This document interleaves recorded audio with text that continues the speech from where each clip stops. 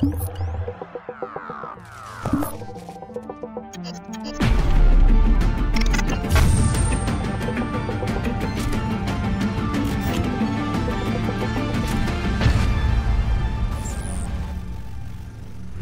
everyone, welcome back to THU TV. I'm Ian Fales.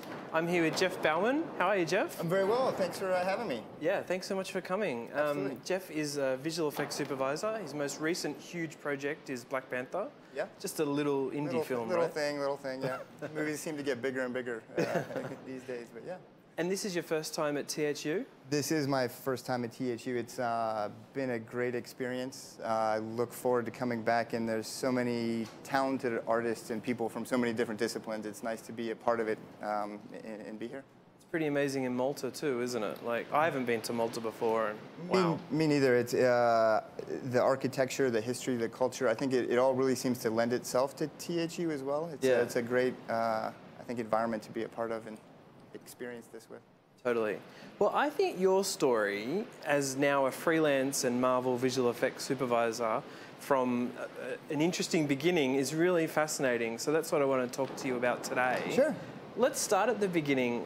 What did you do straight after school? So I graduated high school. I went to university at Miami University in Ohio, and I studied public relations and speech communication. So nothing to do with visual effects whatsoever. But it did actually help me in my career, as I'll kind of get into. And so I've graduated from there, and I moved out to Los Angeles, wanting to get involved in the entertainment world. And I sent out hundreds of resumes and ended up getting a PA job at Digital Domain.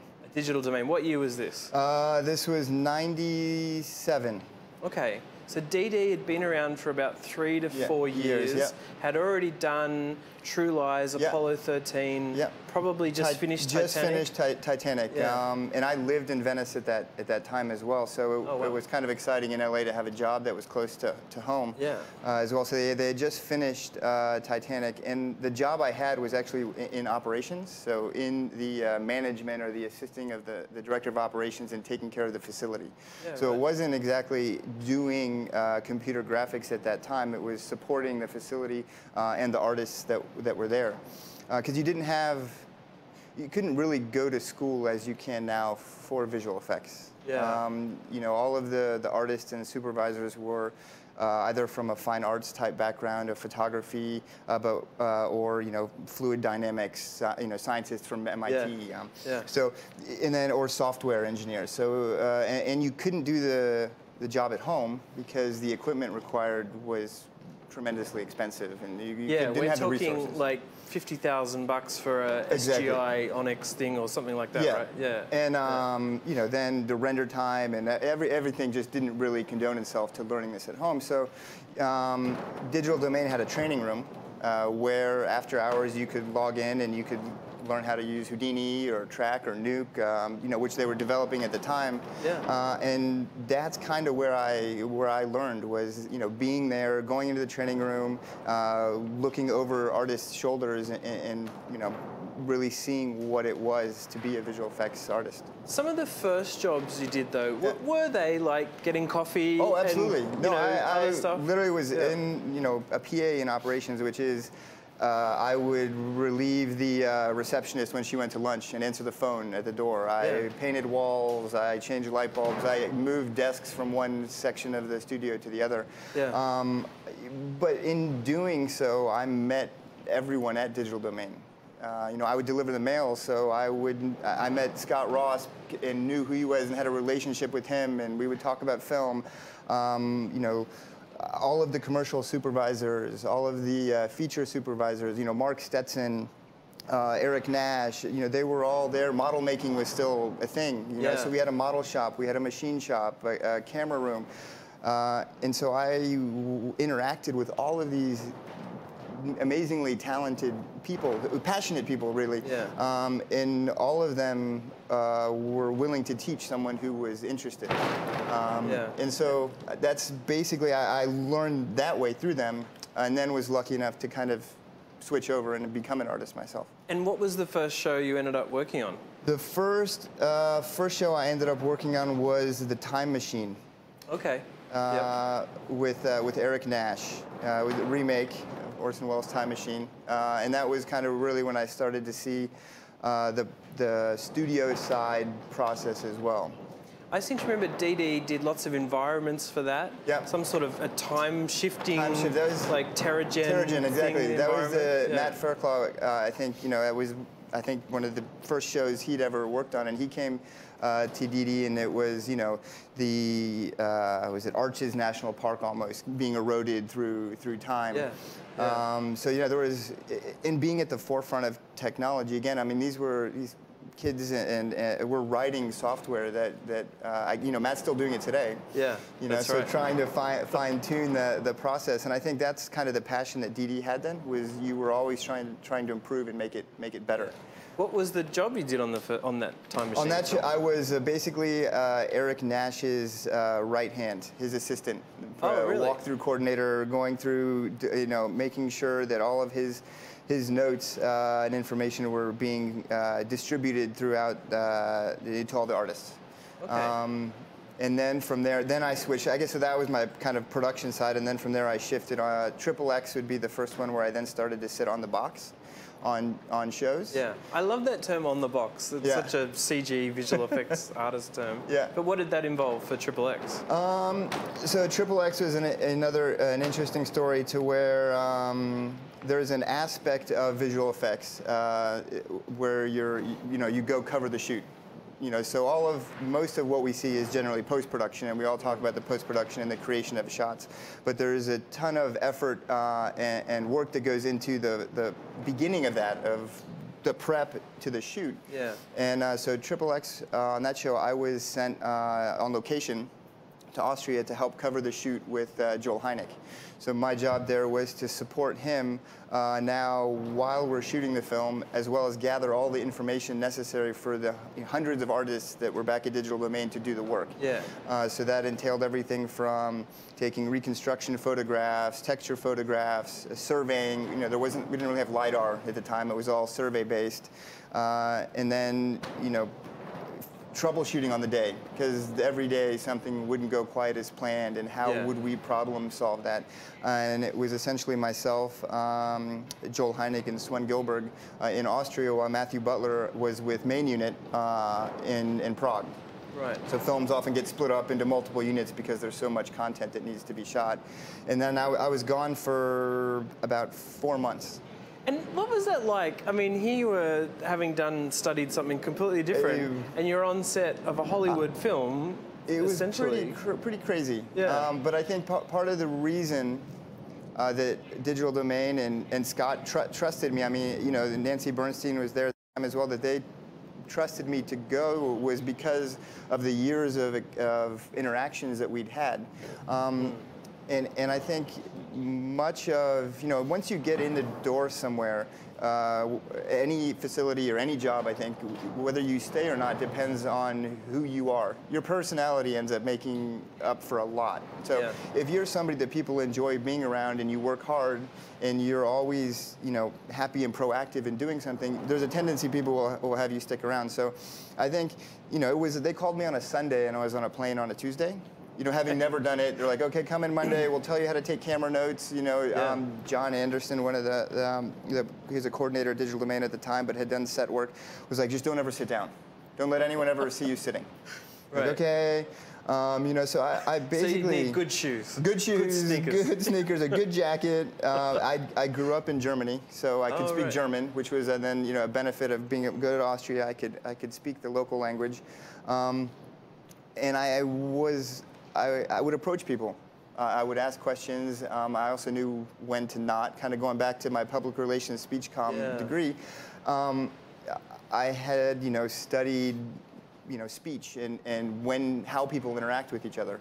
And so that came in very handy on set of like, okay, that's the first AD. He seems kind of pissed off. I'm not going to go talk to him right now. I'm going to go ask later. And so I realized that the best way for me to acquire and gather all of the data that I needed was to always be diligent and be like silent in the background. Like never be in the way, never be in the line of sight, but always be getting information. And it was to get it before Matthew or Joel asked for it. So being, again, proactive, but at that time, to your point, I was kind of learning too. Like I didn't really know what a good texture photograph was, and it wasn't. Right. So I was taking as many photos as I could. And the technology wasn't the same. I mean, we didn't have the best cameras.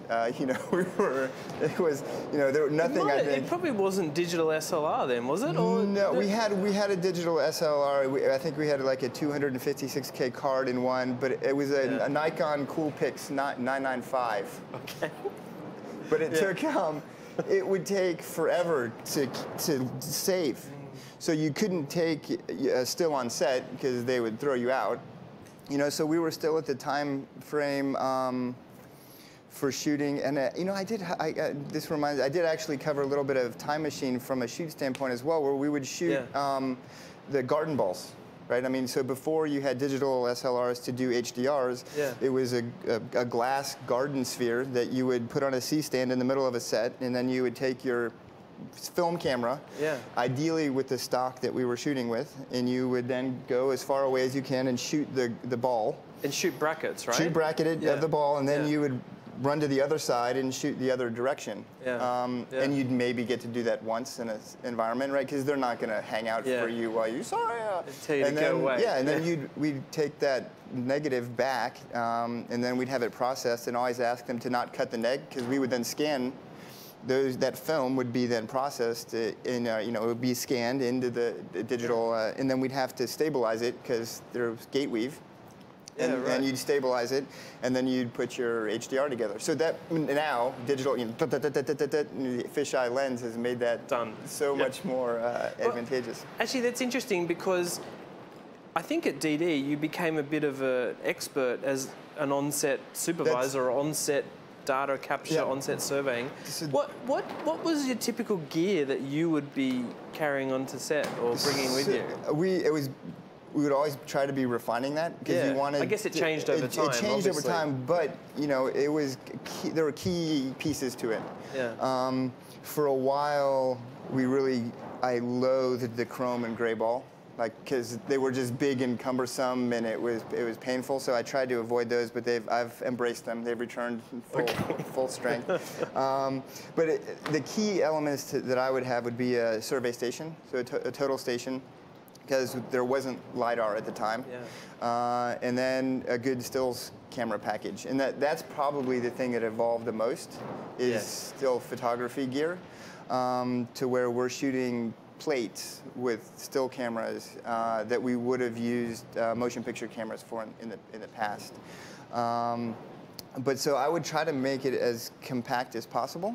So I'm carrying it, I can carrying move. it. But at the same time, I would bring as much to location with me as possible. Okay. So there was kind of a balance of like, okay, bring as much as you can from, you know, tape, known objects of different sizes, tape measures, of big ones, short ones, long, you know, because you never really know what challenge you're going to come across in order to help track something.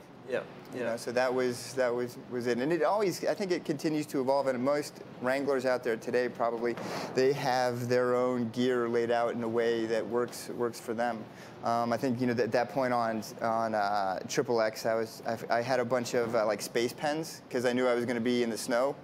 Yeah, right. And I needed to make sure I had a way that my pen, I could always take notes.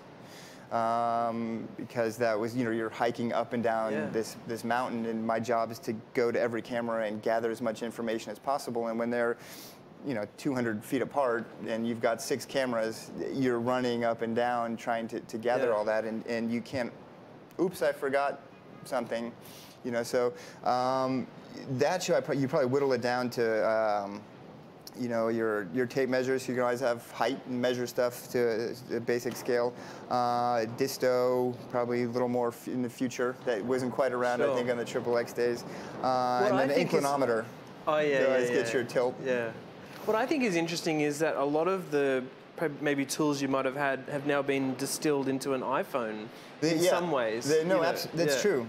And it's weird. It still takes me a little while to trust them, whether I can use them, and I'm sure there's no reason not to. But I'm so used to, a compass. A lot of it also depended on the soup. For example, on Flags of Our Fathers, so a digital domain, as you said, I basically became the person that would go on location. Yeah. So I would be away for 6 months of the year, and then I'd come back, and then ideally I'd get a little bit of time to sit on the computer again and work. But then before I really could get too into it, I would get sent away to cover something else. But what I was going to say is each supervisor kind of had their own way or wants to cover something, which was something I always enjoyed because learning how different people work. So Michael Owens, for example, on Flags of Our Fathers, he brought the gray and the chrome ball back, which I embraced. I thought I'd gotten away from it. But he wanted me to shoot it with a stills camera. So basically, anytime there was a shot, I would just hold it, which was easier than getting the motion picture camera to roll on it. So I would hold it and I would shoot it chrome and gray and the direction that the camera was looking. He also then had me take compass headings for every setup. So start camera position and then the pan angle and camera position, and then the sun heading and the sun inclination. Got it. Which at the beginning I was like, okay, sure, I'll write all this down, and which I enjoyed because, like I said, everybody has their own unique way.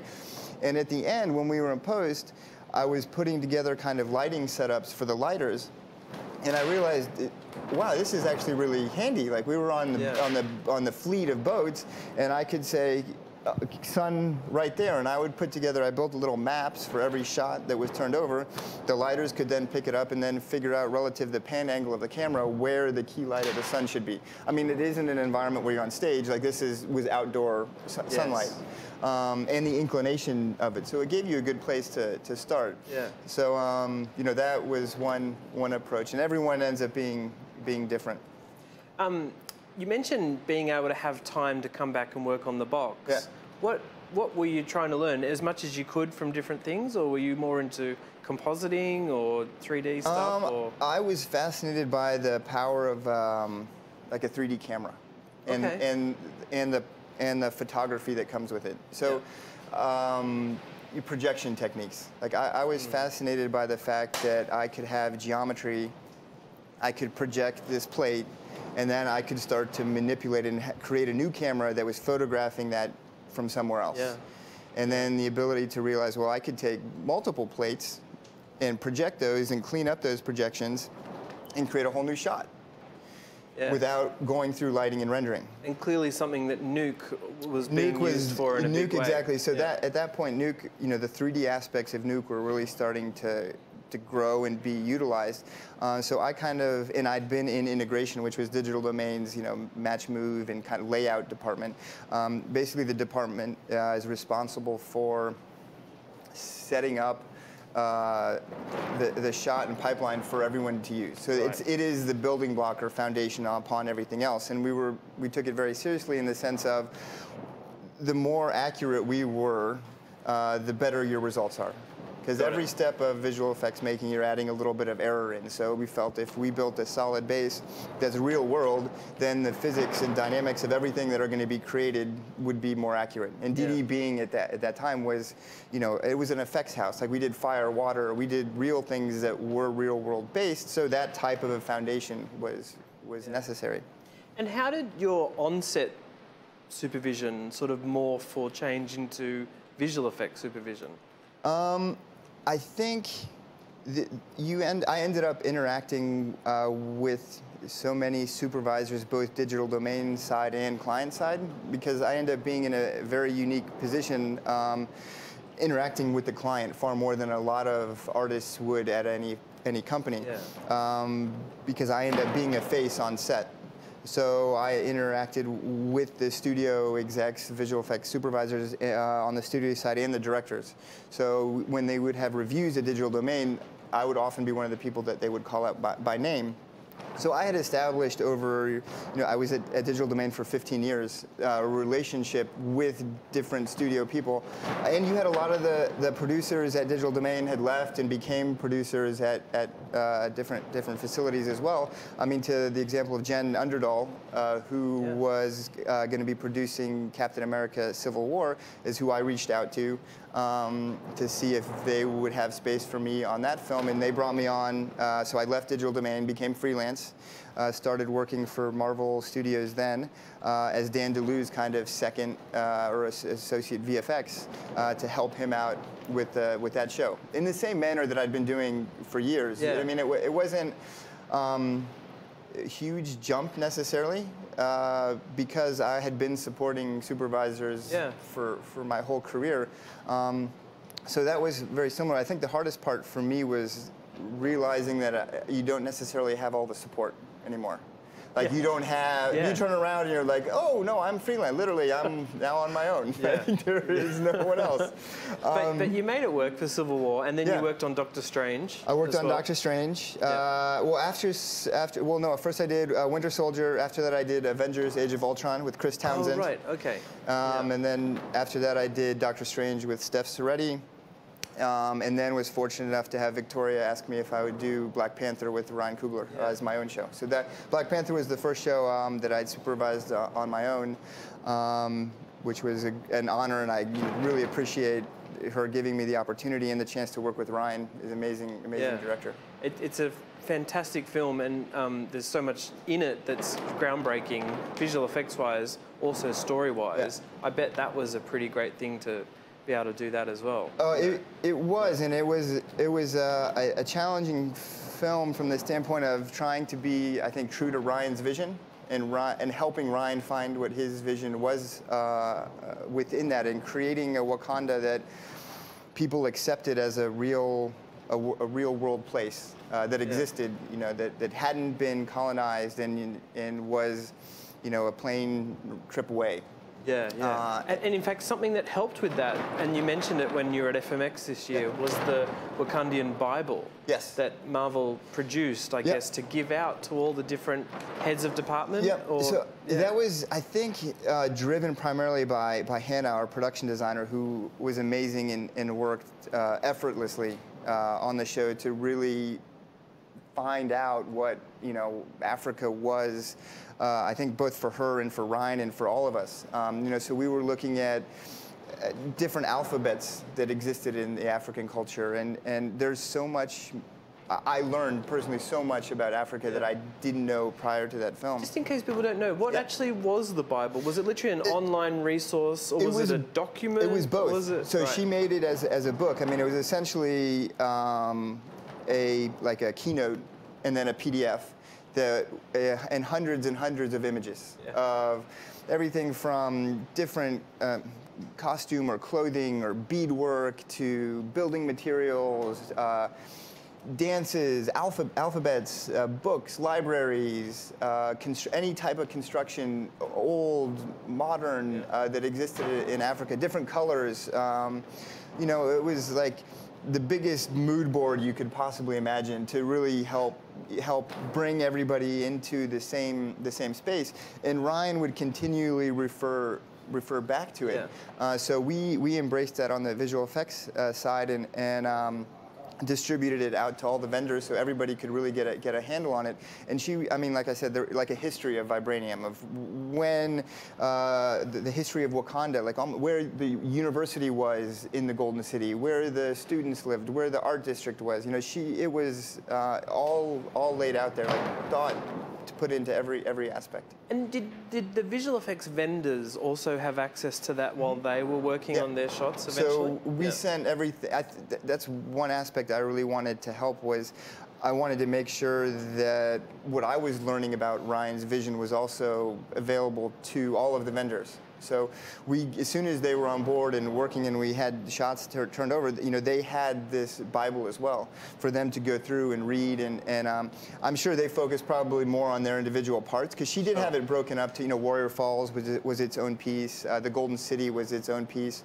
And then we added on our end kind of Ruth Carter's aspect of costume and wardrobe as well, so that could be an integral part as well, because that was also not just generic. You know, it was also everything meticulously detailed. Yeah.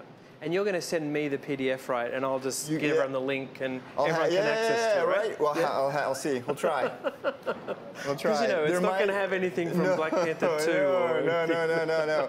I mean, we joked, Lisa Brew, who's my visual effects producer, joked about it making a great coffee table book of going out and actually going through and trying to get the rights to all of this imagery, and because it's beautiful, beautiful art. Yeah. Oh, how interesting. I think that people don't realize sometimes, even in these huge films, how much work goes on beforehand. Yeah, absolutely. You know, and so that's really great that there was something to follow and really. Yeah.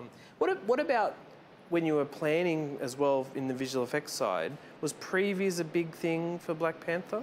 It was. Yeah. I mean, previs is a big thing for all like Marvel films, is trying to give you a path for everybody to gravitate towards. And so I think it was, but it was new for Ryan. And it was new for Mike, our editor as well.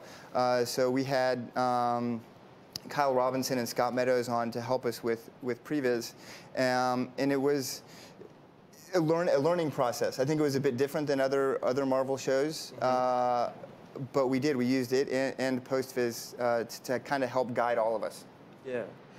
Was that done by an external vendor, or did you sort of have that as an internal? We had we had both Third Floor and Digital Domain help us with previs and post-viz. Had you had much experience yourself with previs? I mean, every show seems to use it. I'm curious, coming in as an freelancer. I had, but in the past, like I kind of found my job responsibility as supporting the VFX suit more. So in the past, I would always take the previs as a guide for execution, as opposed to in this particular scenario now, I was trying to help solve creative story problems or move problems or questions forward. Yeah.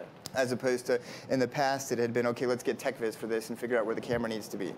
So it had changed. I'd used it, but not quite in this dynamic. And both Kyle and Scott were great at trying to help move the storytelling process forward. Right.